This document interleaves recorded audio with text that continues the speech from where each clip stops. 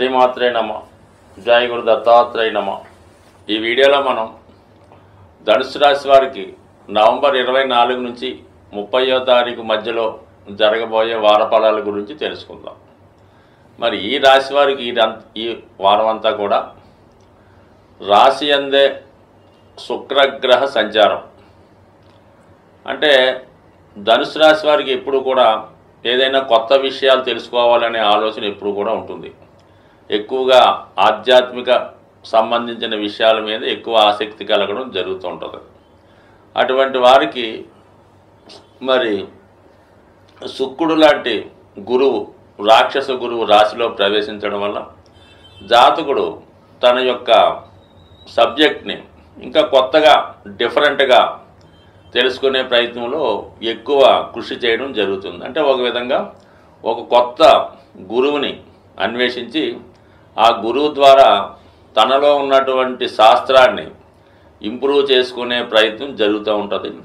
అలాగే ఈ విషయంలో జాతకుడు చాలా వరకు సక్సెస్ కావడం కూడా జరుగుతూ ఉంటుంది. ఎందుకంటే సహజంగా సహజ గురువైనటువంటి బృహస్పతి 6వ స్థానంలో ఉంటే మరి రాక్షస గురువైనటువంటి శుక్రాచార్యుల వారు రాశి అందే సంచరించడం జాతకుడు కంపల్సరిగా ఏదో ఒక కొత్త శాస్త్రాన్ని అభ్యసించి దానిలో ప్రావీణ్యాన్ని సంపాదించే అవకాశం ఈ రాశి వారికి చాలా వరకు ఉన్నది. అది ఏ రంగంలో ఉన్నా కావచ్చు. అది సంగీత రంగమా, రచన, జ్యోతిష్యమా, శాస్త్రాధ్యాయమా, న్యాయవాదుల, మాస్టర్ల, టీచర్ల, ఎవరికైనా మాత్రం వారి సబ్జెక్ట్ ఇంప్రూవ్ చేసుకుంటారు, దాంట్లో ప్రావీణ్యం సంపాదిస్తారు. అలాగే ఈ రాశి వారు ఏదైనా ఉద్యోగ అర్హత కోసం ఇంటర్వ్యూకి వెళ్తే దాంట్లో తప్పక విజయం లభించే అవకాశం ఉన్నది. ఇది స్త్రీలకు ఇంకా చాలా అనుకూలంగా ఉంటుంది. ముఖ్యంగా శుక్రుడు వివాహకారకుడు. ఒక వివాహం జరగాలన్నా, వివాహం తర్వాత జాతకుడు సంతోషంగా ఉండాలన్నా శుక్రుని యొక్క అనుగ్రహం తప్పనిసరి. ఇది స్త్రీలకు చాలా అనుకూలంగా ఉంటుంది. అంటే శుక్రుడు ఎంత బలంగా జాతకంలో ఉంటే వాళ్ళ యొక్క అందం కానీ, ఆకర్షణ కానీ, తెలివితేటలు కానీ, సంస్కారం కానీ ఇవన్నీ కూడా చాలా వరకు అనుకూలంగా ఉంటాయి. అటువంటి ఈ శుక్రుడు ధనుసు రాశిలోకి సహజ భాగ్యస్థానంలోకి ప్రవేశించడం వల్ల ఈ రాశిలో ఉన్నటువంటి స్త్రీలకు అటు వివాహ సంబంధించిన విషయాల్లోనూ, ఉద్యోగ సంబంధించిన విషయాల్లోనూ, ఆరోగ్య సంబంధించిన విషయాల్లో కూడా చాలా చక్కని అనుకూలమైన ఫలితం పొందడం జరుగుతూ ఉంటుంది. ఇక మనకి వ్యయ స్థానంలో ఏర్పడినటువంటి బుధాదిత్య యోగం ఈ వారం కూడా కంటిన్యూ అవ్వడం జరుగుతూ ఉంది. సో ఇది ఈ రాశి వారికి భాగ్య రాజ్యాధిపతుల కలయిక ఏర్పడుతుంది. ఎప్పుడైనా ఒక వ్యయ స్థానంలో ఒక యోగం ఏర్పడినప్పుడు అది జాతకుడు ఉన్న ప్రాంతంలో కాకుండా అది దూర ప్రాంతం కానీ, విదేశం కానీ అవ్వడం జరుగుతూ ఉంటుంది. మరి ఈ యోగ ప్రభావం వల్ల జాతకుడు అటు ఉద్యోగ ప్రయత్నం కానీ, ఉన్నత విద్యా ప్రయత్నం కానీ, విదేశంలో ప్రయత్నం చేస్తే ఆ ప్రయత్నం ఫలించే అవకాశం ఉంది. ఫర్ ది సేమ్ టైం వ్యయాధిపతి 12లో ఉండడం వల్ల, అంటే భాగ్యాధిపతి వ్యయంలో ఉండడం వల్ల జాతకుడు తన తల్లిదండ్రులని ఏదో విధంగా పుణ్యక్షేత్రాలు దర్శించి ఏర్పాటు చేయడం కానీ, వారి యొక్క ఆరోగ్యం కొరకు సరైనటువంటి సదుపాయాలు ఏర్పడటం కానీ జరుగుతూ ఉంటుంది. అంటే ముఖ్యం ఏంటంటే వాళ్ళ పేరెంట్స్ కొరకు శ్రద్ధ తీసుకుంటాడు, వాళ్ళ ఆరోగ్య విషయంలో శ్రద్ధ తీసుకుంటాడు, వారికి కావాల్సినటువంటి సదుపాయాలు కల్పించడం జరుగుతుంది. ఇక బుధుడు కూడా వ్యయంలో ఉండడం వల్ల ఇది విద్యార్థులు వారి యొక్క విద్య కొరకు అదనపు కంప్యూటర్ లాంటివి కానీ, ట్యాబ్లు, ఎలక్ట్రానిక్ వస్తువులు కొనడం, బుక్స్ లాంటివి కొనుక్కోవడం జరుగుతుంటుంది. ఫర్ ది సేమ్ టైం జాతకుడు తన యొక్క వ్యాపార అభివృద్ధి కొరకు కొంత ధనాన్ని వెచ్చించడం కానీ, దీన్ని తన అవసరాలకు ఈ కంప్యూటర్ లాంటి సమకూర్చే విషయంలో జాతకుడు ఎక్కువగా ఖర్చు పెట్టడం జరుగుతుంది. ఫర్ ది సేమ్ టైం ప్రభుత్వానికి చెల్లించినటువంటి పన్నులు, ట్యాక్సులు వగైరా 100% చెల్లించవలసి ఉంటుంది ఈ యోగ ప్రభావం వల్ల. మరి కుజుడు అష్టమ స్థానంలో సంచరిస్తున్నాడు. ఇది చాలా వరకు ఏంటంటే జాతకుడికి ఒక విపరీత రాజయోగం లాంటిది ఏర్పడింది. ఇది పంచమాధిపతి అష్టమంలో ఏర్పడడం వల్ల పిల్లల యొక్క భవిష్యత్తులో అనూహ్యంగా కొన్ని మార్పులు వచ్చే అవకాశం ఉన్నది. బట్ ఏదన్నా మీ యొక్క సంతానానికి వేరే చోట ఉద్యోగం రావడం కానీ, వాళ్ళు ఏదన్నా స్థిరాస్తి స్థలం లాంటిది ఏర్పాటు చేసుకోవడం కానీ, ఇది కొన్ని చేంజెస్ మీ యొక్క సంతాన విషయంలో రావచ్చు. మొత్తం మీద కుజుడు అష్టమంలో ఉండడం వల్ల ఎవరైతే ధనుసు రాశిలో సాహసమైనటువంటి వృత్తుల్లో ఉండడం జరుగుతూ ఉంటుందో వాళ్ళు కొంతవరకు మరి కుజుడు అష్టమ స్థానంలో ఉండగా జాగ్రత్త వహించడం మంచిది. అలాగే ఏంటంటే భూములు, స్థిరాస్తి సంబంధించిన వ్యాపారం చేస్తున్న వాళ్ళు మీడియేటర్గా ఉన్నవారికి కొంతవరకు భూములు స్థిరాస్తుల ద్వారా కొంతవరకు కలిసి వచ్చే అవకాశం ఉంది. అలాగే మీ దగ్గర ఉన్నటువంటి స్థిరాస్తి యొక్క విలువ పెరగడం వల్ల మార్కెట్లో మీ వాల్యూ కూడా పెరిగే అవకాశం ఉంది. మొత్తం మీద కుజుడు అష్టమంలో ఉన్నప్పటికీ కూడా ధనుసు రాశి వారికి చాలా వరకు అనుకూలంగానే ఉంటుంది.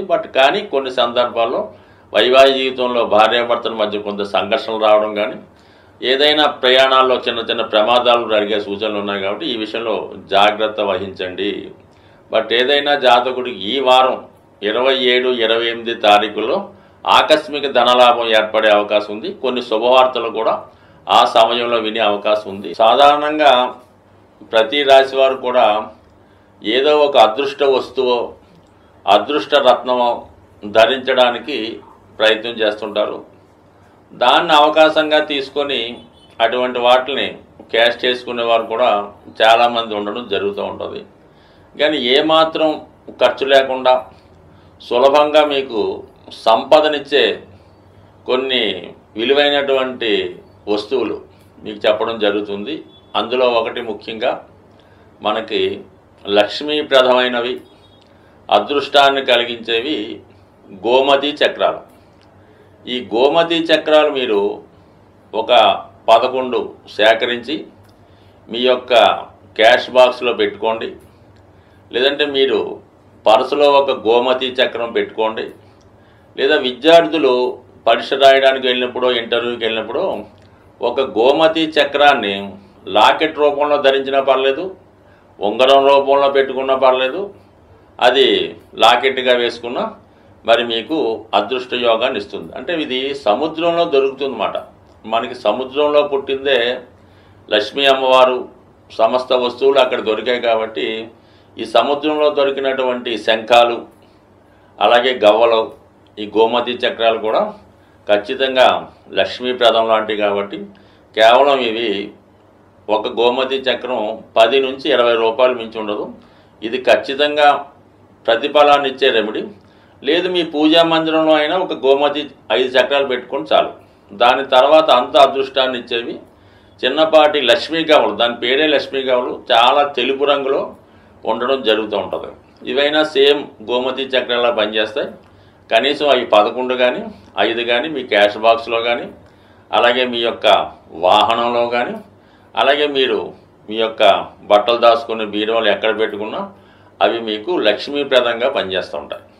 అలాగే చాలామంది ధనం ఎక్కువగా ఖర్చు అవుతుంది, ఏమవుతుందో అర్థం అవ్వట్లేదు.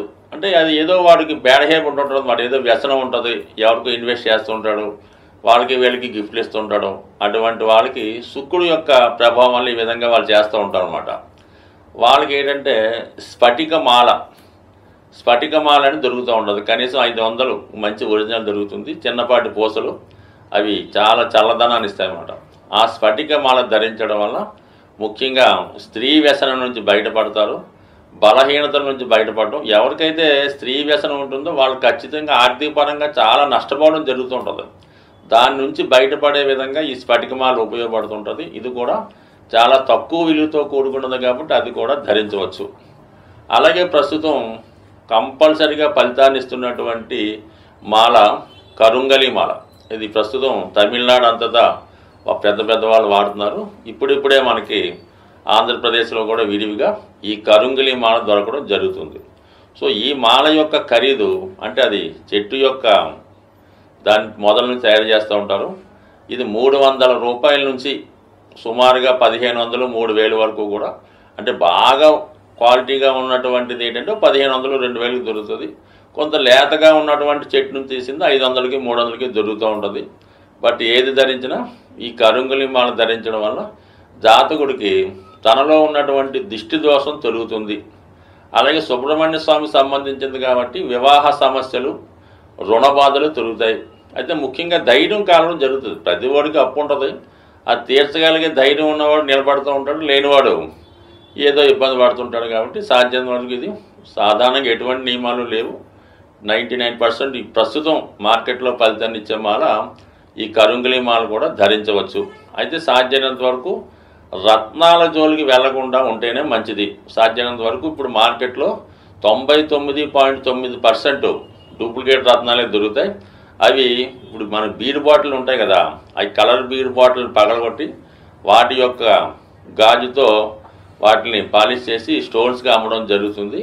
మనకి చార్మినార్ ప్రాంతంలో ఇటువంటి స్టోన్స్ 100కి 3 దొరుకుతూ ఉంటాయి. అటువంటి భ్రమలో పడకుండా 90% జాతి రత్నాలు, జాతి రాళ్ళు, రంగురాళ్ళు పక్కన పెట్టి ఈ సింపుల్గా ఇప్పుడు చెప్పినటువంటి ఈ మరి తాంత్రిక వస్తువులు అనొచ్చు, లేదంటే విలువైనటువంటి వస్తువులు పెట్టుకోవడం వల్ల ఇవి చాలా ఆచారంగా పూర్వకాలం నుంచి వస్తుంది. కొద్దిగా నమ్మకం ఉంటే చాలు, అన్నీ మీకు లక్ష్మీప్రదమే అవుతుంది. స్వస్తి.